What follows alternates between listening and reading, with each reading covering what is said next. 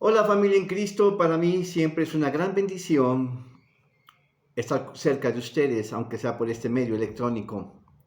Damos gracias a Dios porque cada día estaremos más cerca de Cristo. Sabemos que nuestra estancia en esta tierra es temporal, no es para siempre, solamente un tiempo. Somos como las plantas, nacemos, crecemos, nos reproducimos y morimos. Pero lo más importante es que tenemos una morada ahí en el cielo, una morada eterna. Gloria al Señor.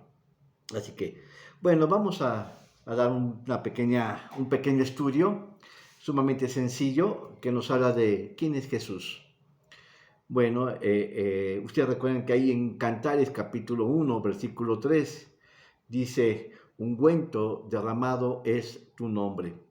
Y en verdad, cuando alguien piensa en la persona de Jesucristo, da una sensación de agradable, da una sensación de un perfume. Sabemos que Él es, no solamente que Él es el Hijo de Dios, sino que Él es nuestro Salvador. Él es nuestro Redentor. Él es nuestro Señor, nuestro Salvador. Así que cuando decimos ungüento derramado en su nombre, estamos pensando en la persona de Jesucristo. Un hombre que caminó en esta tierra lleno de perfecciones, de virtudes y sobre todo que Él vino a morir en la cruz por cada uno de nosotros. Así que no es lo mismo hablar de José que hablar de Jesús, ¿verdad?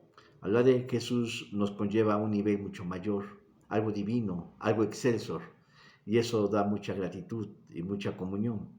Bien, pues hemos estado estudiando, así que ¿quién es Jesús? Y habíamos dicho que Jesús significa el Salvador o Él salva. Y es el propósito para nosotros que Él es nuestro Salvador. Él es el que vino a salvar. Y cuando hablamos de que Él es el Salvador, del nombre de Jesús, es un nombre común, pero significa Salvador y este es el nombre del Hijo de Dios dado para estar en esta tierra, que es Jesús. Así que nos habla de su humillación. Y cuando hablamos de el Cristo, o sea, como Cristo Jesús, pero cuando hablamos de el Cristo, sabemos que su nombre es ungido. Ungido, y en el Antiguo Testamento había solamente a tres personas se le ungían, al rey, al sacerdote y al profeta. Y bueno, y el ungido, pero Cristo, el ungido significa Cristo. Cristo, gloria al Señor. Así que este no es un nombre, sino que es un título, es un grado. Es como decir un sir, un rey, un conde, un vizconde o algo así, ¿no? Entonces, cuando uno piensa acerca de quién es Jesús, nosotros nos podemos remontar que, digamos, para los ciegos habíamos dicho que Jesús es la luz. Muchos de nosotros estábamos ciegos antes de conocerle. Decíamos que teníamos vista, pero vivíamos alejados, vivíamos en oscuridad porque no conocíamos a Jesucristo. Él es el que vino a iluminar nuestra vida espiritual. Sin Cristo, hermanos, teníamos la condenación eterna, pero Él es nuestro Salvador, Él es nuestro Señor y Él es el que vino a morir por nosotros. Así que Él es la luz. Cuando le conocimos, hermanos, nuestro espíritu se abrió y empezamos a tener una vida espiritual, una vida eterna. ¿Sí? Bueno, ese es para los ciegos, Jesús es la luz, pero para los hambrientos, Jesús es el pan de vida, que Él es el que nos sostiene. Muchas veces, hermanos, Él acude a satisfacer nuestras necesidades. Hay necesidades prácticas, hay necesidades materiales, sin lugar a dudas, pero hay una necesidad mucho mayor, el llenar nuestra alma. Y Él es el único que puede saciar nuestra hambre de justicia, nuestra hambre de bien, nuestro alimento espiritual. Así que Él dice que Él es el pan vivo que descendió del cielo. Y efectivamente en el Antiguo Testamento, recordemos que los hombres del Antiguo Testamento, los judíos en tiempos de Moisés, ellos recibieron el maná. El maná, hermanos, es una figura de Cristo. Así que cada uno de ellos recibía diariamente el maná que les iba a satisfacer. Pero hermanos, ahora nosotros recibimos ese maná, que es Cristo Jesús. Él es el pan para vida eterna, el que nos sostiene para poder caminar en esta tierra. Bueno, gloria al Señor. Y habíamos visto también un tercer aspecto. ¿Quién es Jesús? Para el sediento, y Jesús es la fuente de agua de vida eterna. Ustedes recuerdan aquel pasaje de la mujer samaritana. Dice que él iba al pozo de Jacob a recoger agua y Jesús ya lo estaba esperando ahí, a esta mujer. Esta mujer fue en la tarde, no fue en la mañana, lo que quiere decir que ella quería pasar inadvertida de que las demás mujeres que se dedicaban al hogar fueran a tomar agua ahí al pozo de Jacob. Pero esta mujer fue tarde. ¿Por qué? Porque sí, Jesucristo lo estaba esperando. Y ahí vemos que la mujer dice, ¿cómo tú siendo samaritano me pides agua de beber? Y bueno, el discurso se lleva ahí, el diálogo, en que Cristo Jesús le estaba ofreciendo agua para vida eterna. Esta mujer había tenido, sí, 5 maridos, y el que tiene no es su marido.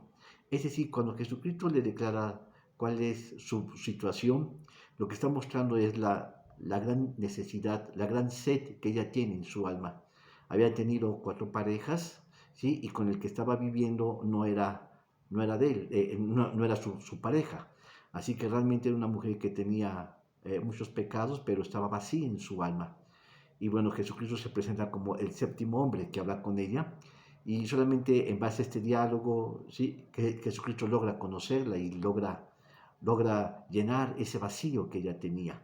Él es el pan para vida eterna. Jesucristo la alimenta. ¿Sí? Gloria al Señor. Y bueno, entonces ella, para el sediento, Jesús es la fuente, es el agua para vida eterna. Amén. Después habíamos visto, ¿sí? Que quién era Jesús. Bueno, para los muertos, Jesús es la resurrección y la vida. Jesús es la vida, en otras palabras. Usted recuerda aquel pasaje que está en Juan capítulo 6, la situación de Lázaro. Cuando Lázaro muere, tanto María como Marta, hermanas de Lázaro, se acercan a Jesús y le dice, si tú hubieras estado aquí, mi hermano no hubiera muerto. Así que, y Jesucristo le dice, yo sé que resucitará en el día postrero. Y Marta le dijo, yo sé que resucitará en la resurrección. Y lo que vemos aquí, hermanos, es que precisamente Marta estaba en cierta medida como que le estaba reclamando a Jesucristo. Jesucristo era amigo íntimo de esta familia y se suele entender que muchas veces Jesucristo pasaba mucho tiempo con ellos, de tal manera que cuando Jesucristo iba a aquella aldea, a Betania, era muy común que Jesucristo pasara a visitarlos y se hospedara con ellos. Así que vemos que para Marta y para María, Marta y María ya habían perdido las esperanzas de que su hermano, estuviera sano. Pero Jesucristo llega precisamente cuando ya está muerto. Y tenía ya 4 días que había muerto. De tal manera que le dicen a Jesucristo, tanto Marta como María, si tú hubieras estado aquí, mi hermano no hubiera muerto. Entonces, cuando vemos esto, hermanos, está declarando que ellas en cierta medida estaban ilustradas, conocían bien que ellas, sí, que Lázaro había de resucitar. Pero Jesucristo le dice, él resucitará en ese momento, en este momento. Pero ellas hablaban de una resurrección posterior, al final de los tiempos. Así que finalmente vemos que la palabra se cumple. ¿Quién es Jesús? Para los muertos, Jesús es la vida eterna, y ahí lo vemos específicamente el caso del ejemplo de Lázaro. Posteriormente habíamos visto el caso de quién es Jesús para un enfermo. Bueno, para un enfermo Jesús es la cura. Y lo habíamos visto el caso de dos milagros de sanidad. Uno, habíamos visto que una mujer, Jesucristo estaba en una de las aldeas, cerca de Jerusalén, y una mujer, al ver a Jesucristo, se acercó muy temerosamente. Ella pensó dentro de sí, si tan solo tocare el borde de sus mantos, yo seré sana. Y bueno, y resulta que ella, hermanos, se acercó con toda su fuerza, y se abrió paso hasta que finalmente ella tocó, ¿sí?, el manto de Jesucristo, o tocó las vestiduras de Jesucristo, cuando Jesucristo se estaba retirando a ir a ver, ¿sí?, a una niña que se estaba muriendo de un principal. Entonces esta mujer, hermanos, ella dijo, si tan solo tocar el borde de sus vestidos, yo seré sana. Y Jesucristo, hermanos, ella tocó el manto, y Jesucristo sintió que poder salió de él, de tal manera, hermanos, que ella fue sanada inmediatamente. ¿Sí? Y bueno, y cuando Jesucristo se dirige, ¿sí?, hacia esa niña, vemos que la niña no solamente también estaba enferma, sino que también esta niña había muerto, ¿sí? Y cuando murió, ¿sí?, Jesucristo se le volvió a ver al Padre y le dijo, no temas, tu hija vive. Entonces, Jesucristo fue, ¿sí?, y tomó a la niña, tomó y la niña resucitó. Así que vemos aquí dos ejemplos de sanidad. El de la mujer que había tenido flujo de sangre, ¿sí? Por más de 12 años, y también la resurrección de esta pequeñita, de una niña que había que había muerto, gloria al Señor. Así que para los enfermos, Jesús es nuestro sanador. Él es. Para los sedientos, Jesús es la fuente de agua viva. ¿Sí? Para, para los hambrientos, Jesús es el pan de vida eterna. Para los ciegos, Jesús es la luz de este mundo. Gloria al Señor. Y luego, para un prisionero, ¿qué es un prisionero? Jesús es la libertad. Y a libertad fuimos llamados, dice la Escritura, gloria al Señor. Pero hay diversos tipos de libertad que podemos mencionar. Hay uno que tiene libertad física en el cuerpo, ¿sí? Que desea, digamos, como el encarcelado. Desea estar libre de las cadenas de opresión, libre de cuatro paredes. Así que este es un tipo de libertad, ¿sí? De libertad física. Pero también Jesucristo nos ha llamado a una libertad de que no debe de prevalecer dentro de nosotros, digamos, como el demonio. Por ejemplo, ahí en Lucas capítulo 11, versículo 14, dice la Escritura: entonces pues Jesús les dijo claramente, hermanos, Lucas 11, 14, dice, y estaba él lanzando un demonio, el cual era mudo. Y aconteció que salido fuera el demonio, el mudo habló y las gentes se maravillaron. ¿Qué vemos aquí, hermanos? Que muchas veces nosotros debemos de ser libertados en cuanto hay opresiones del demonio, opresiones del diablo. Así que Dios nos libre. Ustedes recuerden ahí, en Marcos capítulo 16, dice, sobre los enfermos pondrán sus manos y sanarán. Y luego dice, sobre los enfermos, perdón, sí, ¿cómo dice? Que los... A ver, vamos a ver. Marcos capítulo 16, ¿sí? Habla sobre dominio sobre 7 reinos, y entre ellos está el dominio sobre el reino demoníaco. Dice, en mi nombre echarán fuera demonios. En Marcos 16, versículo 17. ¿Sí? Entonces ahí también fuimos llamados a ser libres de las opresiones del enemigo. Y también hay otro tipo, hermanos, de que fuimos llamados, ¿sí? Por ejemplo, llamados, ¿sí?, a ser libres del pecado. Romanos 8, versículo 2, dice, porque la ley del Espíritu de vida en Cristo Jesús me ha librado de la ley del pecado y de la muerte. Así que hay una segunda libertad a lo que fuimos llamados, libres del pecado. Muchas veces la gente puede decir, hermano, pero es que ¿cómo yo puedo ser libre si hay situaciones que no puedo dejar? El pecado, ¿no? Por ejemplo, el alcoholismo, la drogadicción. Hermanos, no hay situaciones que Dios no pueda librar. A libertad nos llamó el Señor. Y bueno, y también, por ejemplo, en Gálatas nos habla de otro tipo de libertad. Gálatas capítulo 5, versículo 1. Dice, estad pues firmes en la libertad con que Cristo nos hizo libres, y no volvéis otra vez a ser presos en el yugo de servidumbre. Y esto es, hermanos, libertad también en el alma. Así que vemos estos 3 tipos de libertades a las cuales fuimos llamados. Y bueno, Cristo Jesús nos ha llamado a ser libres. Y también, hermanos, habíamos visto, hermanos, sí, ¿quién es Jesús? Para los que están solos, Jesús es el compañero, es el amigo fiel. Hermanos, tú puedes tener la certeza que pase lo que pase, hermanos, siempre Jesucristo estará contigo. En momentos difíciles y en momentos alegres, en momentos de dolor y en momentos de alegría. En todo momento, Él está siempre con nosotros. Él nunca te va a dejar. Él es nuestro amigo, Él es nuestro compañero, Él es nuestro amigo fiel. Gloria al Señor. Así que, hermanos, hemos visto quién es Jesús para todas estas personas. Así que Cristo Jesús va a cumplir cada una de nuestras necesidades. Podemos creer, hermanos, que estará Él siempre con nosotros. Los amigos se van, ¿sí? Los hermanos se casan y se van, ¿sí? Los hijos se van de la casa. Y hay un sinfín, ¿sí?, de circunstancias que finalmente a los últimos años nos quedamos solos. Pero tú puedes tener la certeza que Cristo Jesús siempre estará contigo. Amén.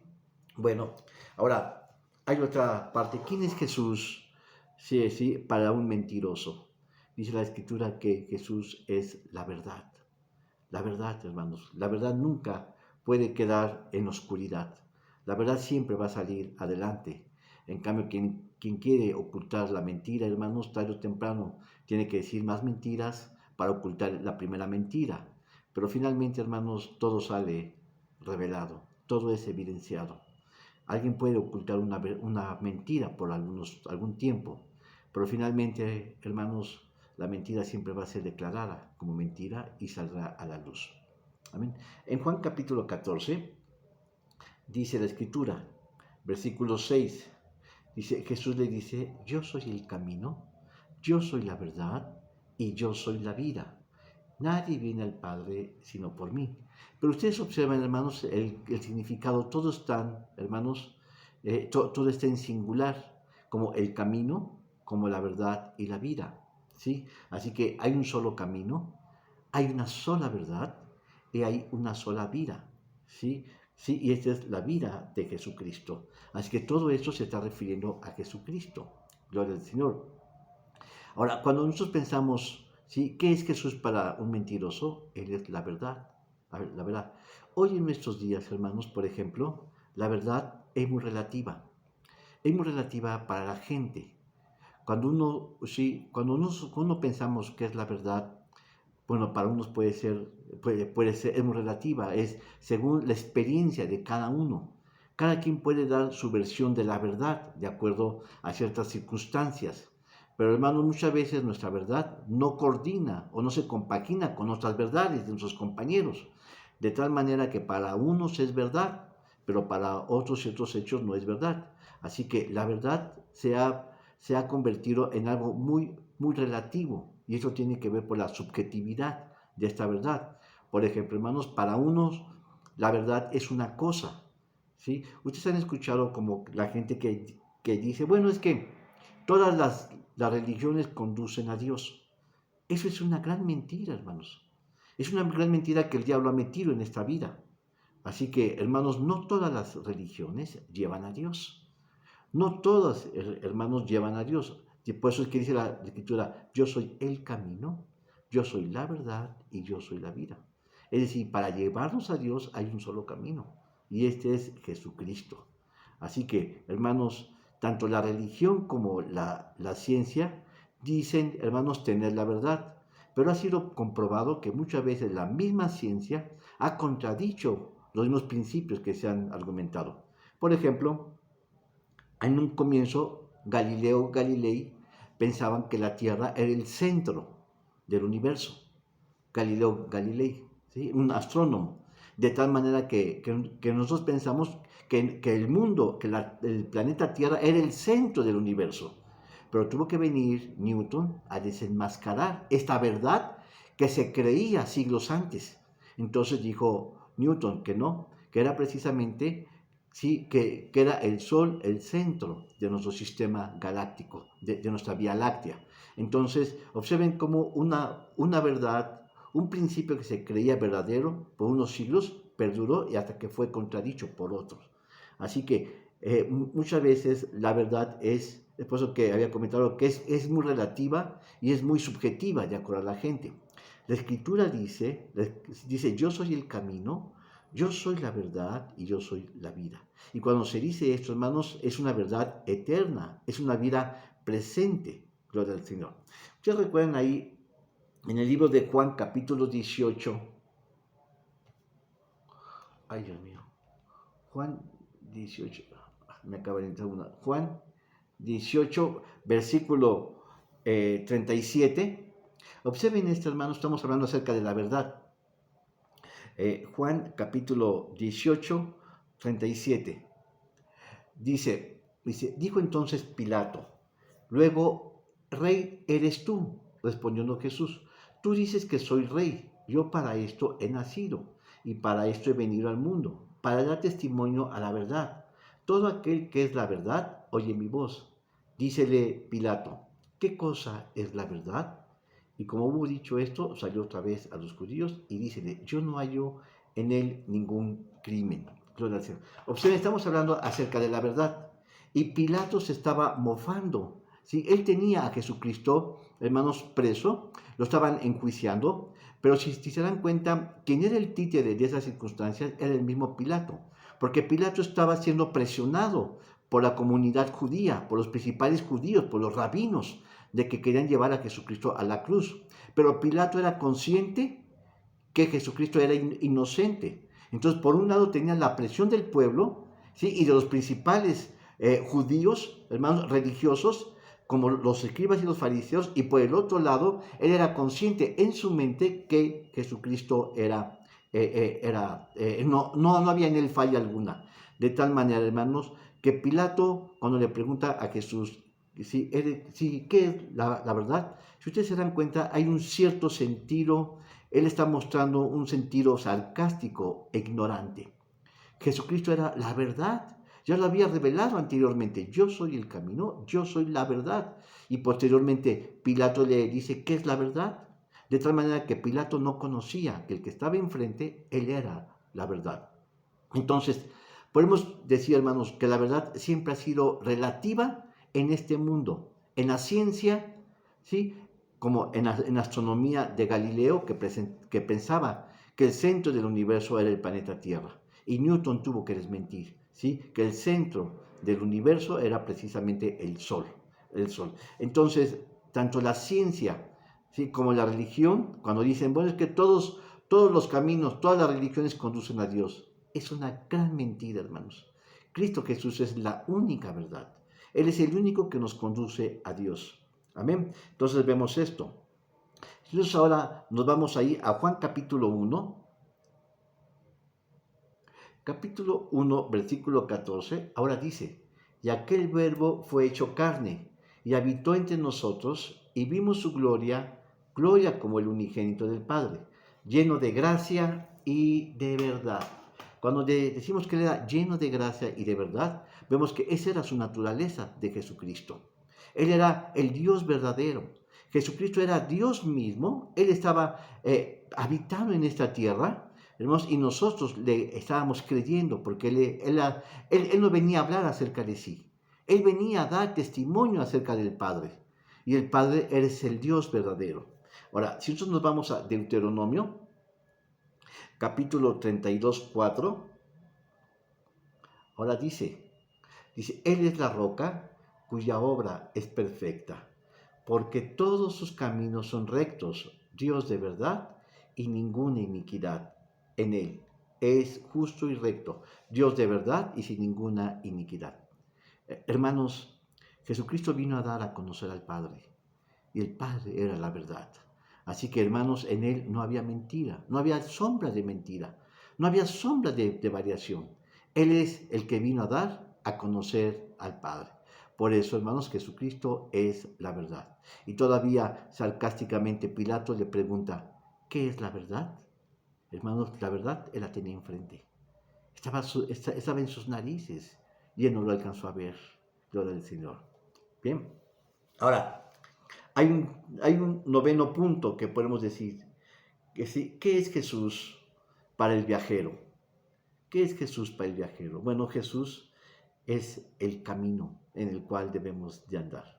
Habíamos dicho en Juan capítulo 14, versículo 6, yo soy el camino, yo soy la verdad, yo soy la vida. En el punto 8 habíamos dicho que Cristo es la verdad. Ahora vamos a ver que Cristo Jesús es también el camino. Así que no son muchos caminos. Recordemos que esta expresión, esta frase siempre está en singular. Hay un solo camino, hay una sola verdad y Él es la vida eterna. Así que cuando nosotros pensamos que Él es el camino, hay un solo camino y es el único el que podemos nosotros transitar. No hay varios caminos. Observen, hermanos, el camino fácil en el mundo es acotar distancias, ¿sí? El camino del mundo es cortar distancias, es brincarse cercas. Pero, hermanos, el camino para llegar a Dios es único y es recto. Muchas veces nosotros cuando caminamos en este mundo, caminamos así, hermanos. Vamos, hermanos, dando topes, vamos dando tumbos, ¿sí? Pero, hermanos, el único camino que nos lleva al Padre Celestial es el de Jesucristo. Es un camino recto, es un camino sin errores, sin equivocaciones. Es un camino, hermanos, es más largo, pero es el más seguro. Hermanos, la gente no quiere caminar esos. Por ejemplo, cuando uno es entrenado en un ministerio, bueno, uno quiere empezar a predicar rápidamente porque hay un fuego del Señor. Pero hermanos, un ministerio, un ministro de Dios lleva tiempo siendo preparado. ¿Sí? Un ministro de Dios tiene que ser probado en la paciencia, en la fidelidad, en la doctrina, en la enseñanza, en muchas cosas así. Y muchas veces los caminos que se acortan resultan ser peores y resultan malos. Así que hermanos, sí, para el viajero, Cristo es el camino que nos conduce a Dios. Vamos a ver, por ejemplo, el libro de Efesios, capítulo 2, 18. 2:18 dice, hermanos, que por Él los unos y los otros tenemos entrada por un mismo espíritu al Padre. Es decir, por Él, cuando dicen por Él, se está refiriendo a quién? A la persona de Jesucristo. Por Él tenemos entrada, ¿sí? Por un mismo espíritu, ¿a dónde? Al Padre. Cuando dice por un mismo espíritu, es decir, que mi espíritu está en coordinación con el Espíritu de Dios, de Cristo. Y ambos, hermanos, tenemos comunión para llegarnos al Padre. Gloria al Señor. Eso es lo que nos está diciendo. Ahora, en el capítulo 3, ahí mismo en Efesios capítulo 3, versículo 12, tenemos una idea en el cual tenemos seguridad y entrada con confianza por la fe de Él. Es decir, hermanos, tú mezclas fe que Cristo Jesús es nuestro Salvador. Si tú le crees a Él, entonces, hermanos, entonces tú vas a tener acceso a la presencia del Padre Celestial. Jesucristo dijo, nadie viene al Padre sino por mí. Es decir, Él es el camino, el único camino que nos puede llevar a la presencia del Padre Celestial. Nosotros, hermanos, no podemos caminar por nuestras propias obras. No podemos allegarnos al Padre en nuestro esfuerzo propio. ¿Por qué? Porque nuestra naturaleza está la simiente caída. Está el pecado. En nosotros mismos, hermanos, pervive nuestra carnalidad y nuestra humanidad. No podemos, hermanos, nosotros no calificamos ante Dios. Solamente, hermanos, a través de Cristo, por la gracia, por su gracia, tenemos acceso a la presencia de Él. ¿No es maravilloso pensar así, hermanos? Nosotros no tenemos ningún mérito que podamos allegarnos al Padre Celestial, hermanos, sino que anulando toda nuestra naturaleza, todo lo nuestro de nosotros mismos, todo nuestro ser carnal, hermanos, podemos dejarlo a un lado y solamente por gracia. O sea, ¿qué es gracia? Es un don no merecido. Dice, en el cual tenemos seguridad y entrada con confianza por la fe de Él. Es decir, hermano, lo que está diciendo el apóstol Pablo es que tú pon tu fe en Cristo Jesús y a través de esa fe tenemos acceso directo a la presencia del Padre Celestial. Es decir, hermanos, Él es el camino. Cristo Jesús es el camino. Es el único camino que hay. Vamos a Hebreos capítulo 10, 19. Ahora dice, así que hermanos, teniendo libertad para entrar en el santuario por la sangre de Jesucristo. Hermanos, Cristo Jesús pagó todo. Todo, hermanos, para que tú puedas llegarte a la entrada principal del Padre Celestial. Cristo Jesús, hermanos, tú no necesitas ningún mérito. Es más, hermanos, nuestra misma conducta, nuestra misma naturaleza pecaminosa nos aparta de Dios mismo. Pero hermanos, nosotros somos cubiertos con su gracia de Cristo Jesús. Somos envueltos en la presencia, hermanos, de Cristo Jesús. Y a través de su manto, de su gracia, de su infinita misericordia con que nosotros somos cubiertos, podemos allegarnos al Padre Celestial.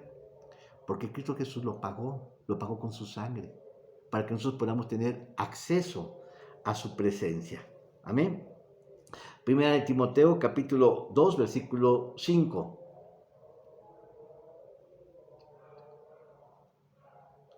Primera de Timoteo 2:5 dice, porque hay un Dios, asimismo un mediador entre Dios y los hombres, Jesucristo hombre. ¿Qué es un mediador? Bueno, es una persona que está en medio de dos partes. Entonces, este es Jesucristo. Hay un solo mediador entre Dios y los hombres. ¿Cómo se llama? Jesucristo. Hermanos, si Cristo Jesús no estuviera en esta tierra, no hubiera venido y hubiera muerto por nosotros, nosotros no pudiéramos allegarnos al Padre Celestial. Nosotros somos, hermanos, incapaces. Nuestras mismas obras no nos conducen a llegar a la presencia de Dios. Dice, sino solamente un solo mediador. Hermanos, solamente en Cristo Jesús tenemos la gracia de allegarnos a Él. Por ejemplo, vamos a pensar en el apóstol Pablo. En Hechos capítulo 9, vamos a verlo, por ejemplo. Hechos capítulo 9, versículo 2 en adelante. Dice, y demandando de él letras para Damasco a las sinagogas, para que si hallase algún hombre o mujer de estas sectas, los trajese presos a Jerusalén. Y yendo por el camino, aconteció que llegando cerca de Damasco, súbitamente le cercó un resplandor de luz del cielo. Y cayendo en tierra oyó una voz que le decía, Saulo, Saulo, ¿por qué me persigues? Ustedes saben toda esta historia, hermanos. Cuando habla de Saulo, Saulo pensaba que andaba en el camino correcto. Saulo pensaba, hermanos, que él estaba haciendo lo correcto. Por eso, hermanos, él era un judaizante. Él era, hermanos, más que un fariseo y más que un doctor de la ley. De tal manera que él pensaba que estaba en lo correcto llevar, ¿sí?, a los cristianos a la hoguera o a la muerte. Porque él pensaba que estaba bien, pero en verdad estaba en un mal camino. Cuando Jesucristo se le acercó, le dijo, Saulo, Saulo, ¿por qué me persigues? A mí. Es decir, Saulo pensaba que estaba persiguiendo a los cristianos, pero en el fondo de todo, Saulo, hermano, estaba persiguiendo a Jesucristo mismo. Dijo, ¿por qué me persigues? Dura cosas, es dar cosas contra el aguijón. En otras palabras, el apóstol Pablo pensaba que él estaba persiguiendo a los judíos, pero lo que estaba haciendo Pablo es que se estaba echando maldiciones, ¿sí?, atacando a los cristianos. De tal manera que Jesucristo le dijo, dura cosa es dar cosas contra el aguijón. Es decir, está diciendo, Saulo, lo que estás haciendo va en contra de lo que yo he determinado. De tal manera, hermanos, que quien se opone a los hijos de Dios se acarrean maldiciones. Así que el apóstol Pablo pensó que estaba, hermanos, haciendo lo correcto, pero con sinceridad, pero sinceramente estaba muy equivocado. Gloria al Señor. Así que él estaba actuando, hermanos, en un grave error. Pensaba que era lo correcto, pero estaba en un grave error. Muchas veces así somos nosotros. Tenemos certeza de lo que estamos haciendo. Pero hermanos, cuando viene un tercero y te hace reflexionar, te das cuenta que lo que tú pensabas era exactamente lo contrario. Así que el apóstol Pablo tuvo que venir la revelación del Padre Celestial. Dice que un resplandor, sí, lo tiró al piso. Hermanos, y dice, hermanos, que toda la gente, toda la comitiva con la que él iba, también vio ese resplandor. Pero solamente Pablo escuchó la voz de Dios. Saulo, Saulo, ¿por qué me persigues? Observa, hermanos, le está hablando directamente a él. No le está diciendo a toda su comitiva. Digo, Saulo, Saulo, ¿por qué me persigues? En otras palabras, hermanos, Pablo estaba caminando en el error. El camino de Pablo era contrario a lo que Dios le estaba testificando. Así que a partir de entonces, Pablo recompuso su camino. Y hermanos, y fue un hombre que Dios utilizó. Gloria al Señor. Entonces, ¿cómo podemos pensar esto? Cuando nosotros tenemos una docilidad en nuestro corazón, tenemos una facilidad para ser regañados, tenemos la sencillez y la humildad de ser reprendidos y engañados, permitir Dios, hermanos, enderezarnos en nuestros errores. Muchas veces, hermanos, nosotros tenemos errores y no los cambiamos porque no somos dóciles en dejar, hermanos, que alguien que nos corrija. Pensamos que nosotros tenemos la razón y nos imponemos a los demás. Y finalmente, hermanos, erramos doblemente. Sí, somos tercos y no queremos cambiar. Así que, hermanos, resumimos que para el viajero Jesús es el camino. Es el camino seguro para acercarnos al Dios Padre. Amén. Bueno, un último punto que yo quiero hablar. ¿Qué es Jesús para el visitante? Jesús es la puerta. Así que, hermanos, aquí ya dice, yo soy el camino, yo soy la verdad y yo soy la vida. Pero ahora dice, yo soy la puerta de las ovejas. Así que cuando decimos ¿qué es la puerta? Bueno, vamos a pensar primeramente qué es una puerta. Una puerta, ¿sí?, es una digamos, ¿sí? Es algo que nos da seguridad. Cuando tú cierras la puerta en las noches, sabes, hermanos, que te da seguridad, que te da protección contra alguien que quiere entrar a tu casa en las noches. Así que la puerta nos habla de seguridad. Y cuando dice yo soy la puerta de las ovejas, nosotros figurativamente somos las ovejas de Cristo. Así que, hermanos, la puerta nos da seguridad de estar con Él. Muchas veces, hermanos, tenemos temores de que alguien se vaya a meter. Tenemos temores infundados a veces en nuestro corazón. Pero, hermanos, hemos aprendido que Cristo Jesús siempre nos va a dar seguridad, nos va a dar establecimiento, nos va a dar bienestar, ¿sí? Nosotros leemos ahora Efesios capítulo 2, 18. Dice la Escritura, que por Él, los unos y los otros, tenemos entrada. Ahora, hermanos, tenemos entrada por un mismo Espíritu al Padre. Hermanos, cuando habla de entrada, es un lugar de acceso. Y dice que tenemos entrada por el mismo Espíritu al Padre. Cuando dice por el mismo Espíritu, es decir, que mi Espíritu está ligado al Espíritu de Cristo. Y el Espíritu de Cristo está ligado al Espíritu de Dios. De tal manera que ya somos tres, que hay una comunión. Entonces, si nosotros hacemos y tenemos, hermanos, y estamos en adecuación en las cosas que Cristo Jesús está estableciendo, entonces nosotros tenemos acceso a Él, hermanos, porque hay una afiliación, hay una identificación. Por ejemplo, hermanos, habrán dos amigos que caminen cuando cada quien quiere caminar por su lado. Bueno, yo me recuerdo, ejemplo, de mi hermano Francisco. Cuando éramos pequeños, íbamos a la secundaria y entrábamos a la misma hora, pero en salones diferentes. ¿Sí? De tal manera que íbamos juntos caminando y era un camino como de 4 kilómetros, 5 kilómetros. Nos hacíamos como 45 minutos caminando. Gloria al Señor, pero íbamos caminando y íbamos platicando. ¿Por qué? Porque nos unían ciertos principios, ¿sí? Ciertos intereses de querer ir a la escuela.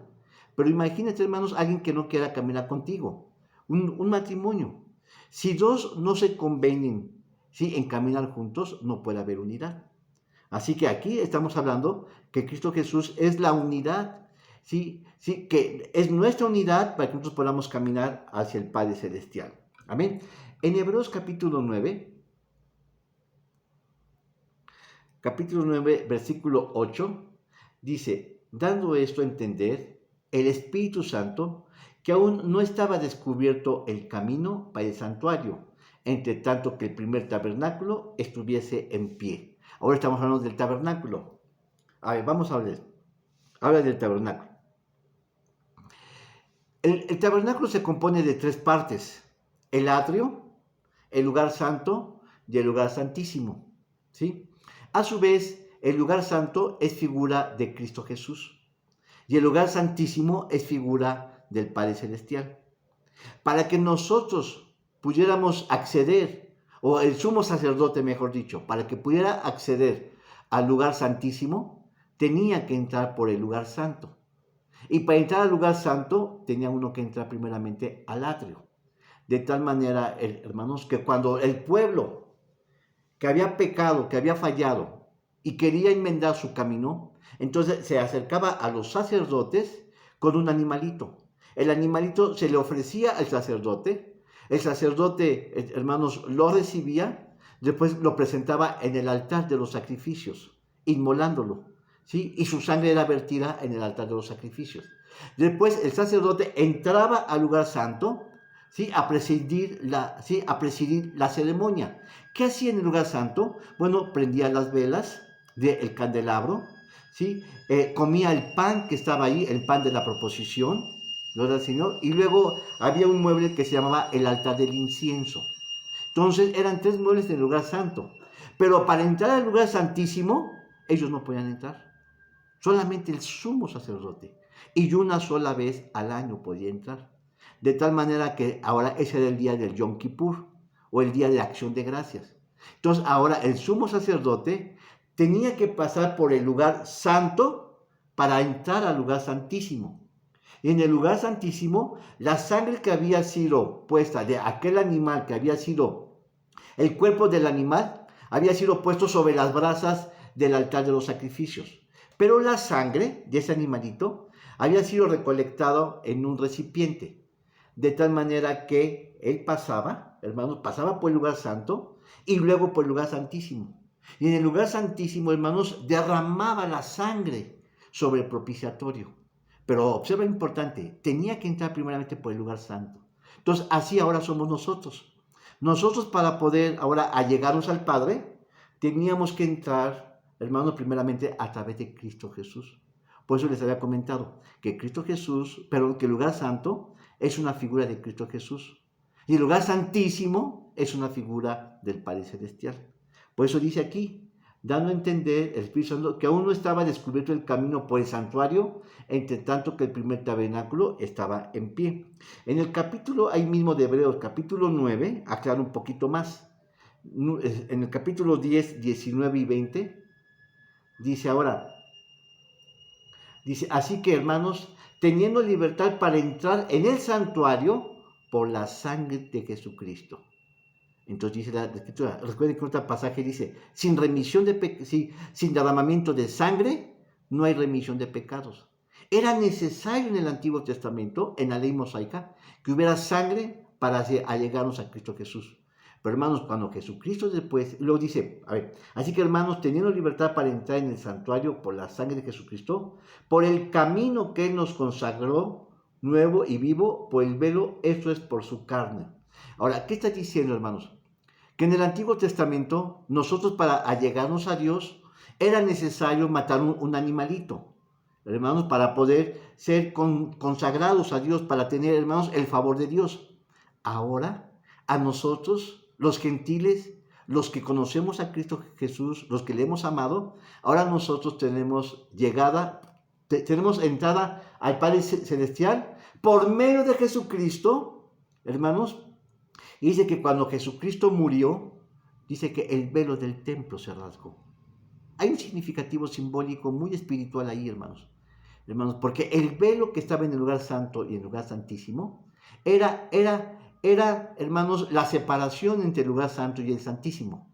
Y cuando el velo se rompió, hermanos, esto es la figura de Cristo Jesús. Ahora, nosotros tenemos libertad para entrar, hermanos, directamente hacia la presencia de Dios. Por eso dice ahora, Él es la puerta. La puerta ya nos las abrió para que nosotros podamos tener acceso directamente hacia Él. Amén. Y la última cita está en Efesios capítulo 3, versículo 12. Dice, en el cual tenemos seguridad y entrada con confianza por la fe de Él. Hermanos, si tú no tienes fe en Jesucristo, no puedes allegarte al Padre Celestial. Pero hermanos, yo sé que tú la tienes. Y que cuando cada uno mezclamos fe en Cristo Jesús, hermanos, tenemos acceso a la presencia de Dios. Lo que hace ver, hermanos, que no son nuestras obras, no son nuestros esfuerzos propios. Es nuestra fe, es la fe puesta en Cristo Jesús, hermanos, que a través de Él nosotros podemos allegarnos al Padre Celestial. Amén. Bueno, entonces voy a resumir en 2 minutos todo el mensaje. ¿Quién es Jesús? Hermanos, dice que un huerto derramado es tu nombre. ¿Sí? El nombre de Jesús despide amor, gozo, despide paz, despide, hermanos, grandes bendiciones sobre nosotros. ¿Sí? Jesús significa Salvador y Cristo significa el ungido de Dios. Así que, hermanos, Cristo Jesús, Él va a suplir todas nuestras necesidades, en humano, en lo espiritual y en lo corporal.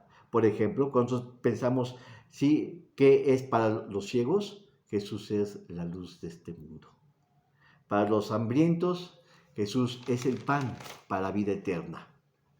Para los sedientos, Jesús es la fuente de agua viva, lo del Señor.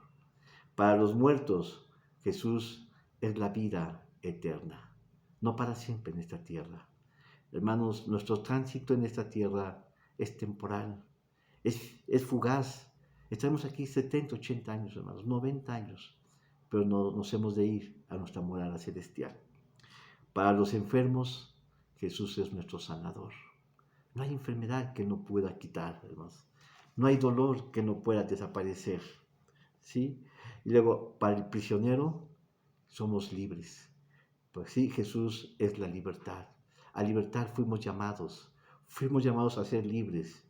Y para los que están solos, Él es nuestro compañero fiel. Él es nuestro amigo. Él es el que siempre está con nosotros. Dijo, yo estoy con vosotros todos los días hasta el fin del mundo. Hermanos, para el que es mentiroso, hermanos, dice que yo soy el camino, yo soy la verdad. Y ahí está, Él es la verdad, ¿sí? Para el viajero, Él es el único camino, no son varios caminos. Hermanos, siempre andamos errando por qué caminos escoger. Hermanos, pero Él es el único camino. Es un camino largo, ¿sí? Pero es el seguro. Es el que te va a garantizar que vas a llegar a Dios. Nuestras obras, nuestro esfuerzo, nuestra inteligencia, nuestra vida particular no nos llega, no nos permite acercarnos a Dios, sino que Él es, hermanos, a través de Cristo, Él es el que nos conduce hacia el Padre Celestial. Y, hermanos, para el visitante, Cristo Jesús es la puerta para la vida eterna. Amén. Bueno, gracias a Dios, hermanos, por este mensaje. Todavía quedan 3 puntos que terminar. Lo voy a terminar para la otra semana. Pues déjame decirles, hermanos, estoy hablando sobre